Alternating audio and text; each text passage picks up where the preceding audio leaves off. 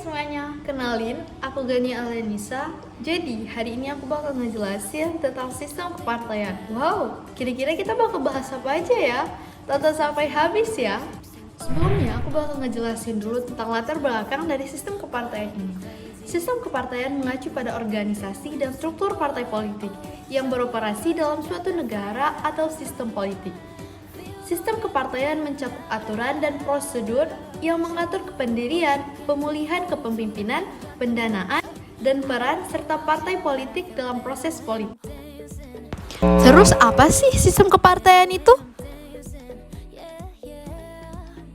Jadi, sistem kepartaian adalah salah satu komponen penting dalam demokrasi representatif, di mana partai politik bertindak sebagai penghubung antara warga negara dan pemerintah. Partai politik berfungsi sebagai wadah untuk mewakili berbagai pandangan politik, kepentingan, dan aspirasi masyarakat. Mereka memainkan peran dalam membentuk kebijakan, mengajukan calon dalam pemilihan umum, serta mengawasi kinerja. Sistem kepartaian dapat bervariasi dari satu negara ke negara lainnya, tergantung pada faktor-faktor seperti hukum, budaya politik, tradisi, dan sejarah politik setempat. Beberapa negara memiliki sistem kepartaian dengan partai-partai politik yang kuat dan terorganisir, sedangkan negara lain memiliki sistem kepartaian yang lebih fragmentasi dengan banyak partai kecil. Tujuan dari sistem kepartaian ini adalah untuk menciptakan saluran yang efektif bagi warga negara untuk berpartisipasi dalam proses politik, mempengaruhi kebijakan publik, serta memilih pemimpin yang mewakili kepentingan mereka. Sistem kepartaian yang baik harus mencerminkan keberagaman masyarakat, menyediakan mekanisme akuntabilitas dan transparansi, serta memastikan adanya persaingan yang sehat antara partai politik.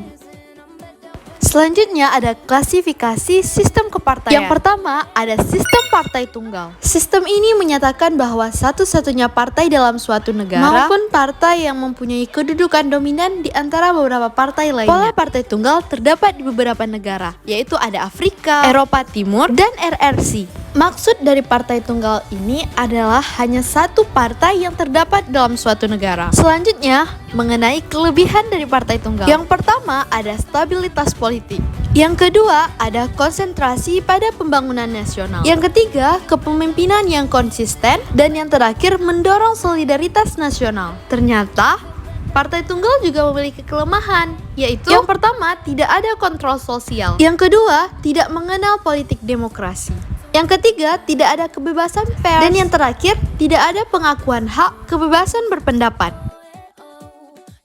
Sistem kepartaian yang kedua yaitu ada sistem duipartai. Sistem ini menyatakan bahwa ada dua partai dalam sebuah negara atau adanya beberapa partai tetapi dengan peranan dominan dari dua partai. Partai ini terbagi dalam partai yang berkuasa karena menang dalam pemilu dan partai oposisi karena kalah dalam pemilu. Sistem duipartai ini juga memiliki kelebihan dan kelemahan. Kelebihan yang pertama yaitu pemerintahan lebih stabil dan dapat berjalan sesuai masa jabatan. Yang kedua, pergantian pemerintah lebih normal dalam sistem pemilihan distrik. Dan yang terakhir, program kebijakan pemerintah terlaksana dengan baik. Mengenai kelemahan sistem duipartai ini yaitu terhambatnya pertumbuhan dan perkembangan partai-partai kecil dengan adanya sistem pemilihan distrik.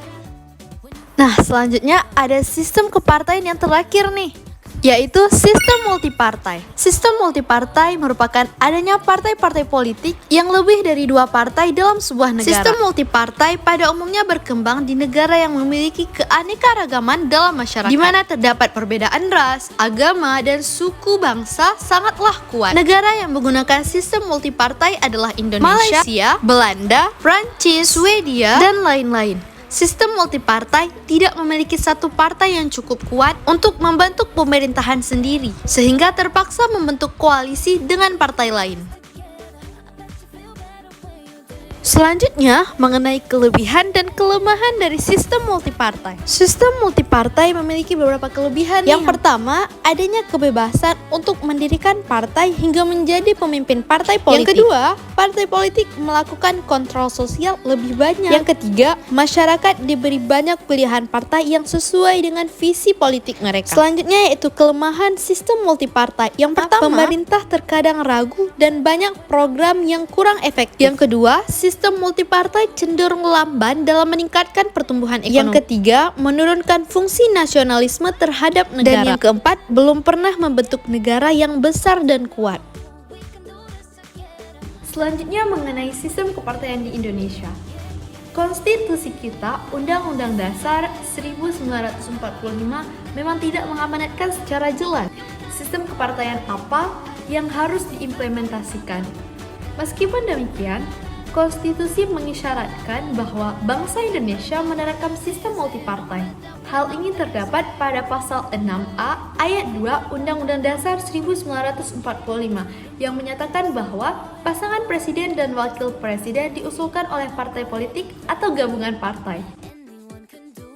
Dan pada kenyataannya, Indonesia telah menjalankan sistem multipartai sejak memperoleh kemerdekaan, yaitu melalui suatu keputusan Wakil Presiden Muhammad Hatta nomor 10 tahun 1949, merupakan proses dilaksanakannya sistem multipartai di Indonesia. Keputusan ini juga dalam rangka mempersiapkan pemilu pertama pada tahun 1955. Pemilu tersebut diikuti oleh 29 partai politik. Gimana nih? Udah paham kan tentang sistem kepartaian di Indonesia? Kalian paling suka sistem yang mana nih? Komen di bawah ya. Sekian dulu video kali ini, semoga bermanfaat. Sampai jumpa di video selanjutnya.